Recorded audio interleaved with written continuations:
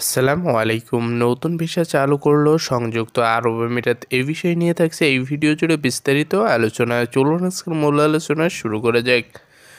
55 বছর ঊর্ধ্বে ততোর্ধ্ব বয়সীদের জন্য 5 বছর মেয়াদী রেসিডেন্সি ভিসা চালু করেছে সংযুক্ত আরব আমিরাত।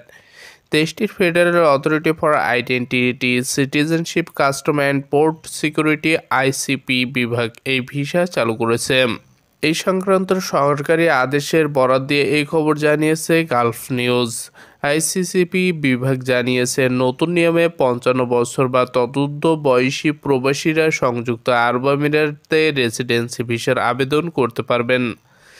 যারা এরও আগে সংযুক্ত আরব আমিরাতে ছিলেন, 55 বছর বয়স পূর্ণ হলে তারাও সেখানে থাকার জন্য ভিসার আবেদন করতে পারবেন। এছাড়া সংযুক্ত আরব আমিরাত কিংবা তার বাইরের কোনো দেশে কমপক্ষে 15 বছর কাজের অভিজ্ঞতা থাকলে এই ভিসার আবেদন করা যাবে। এক্ষেত্রে ব্যক্তির কমপক্ষে 1 মিলিয়ন দিরহাম সম্পদ অথবা অর্থ থাকতে হবে। এর বাইরে মাসিক 20,000 দিরহাম আয় হলেও চলবে। ভিসার আবেদনের জন্য সর্বশেষ 6 মাসের ব্যাংক স্টেটমেন্ট জমা দিতে হবে। আইসিসি বিভাগ আরও জানিয়েছে, এই ভিসা হবে 5 বছরের জন্য।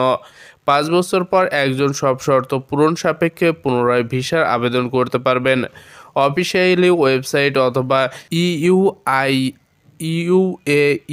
আইসিপি স্মার্ট অ্যাপ্লিকেশন ব্যবহার করে ভিসার আবেদন করা যাবে।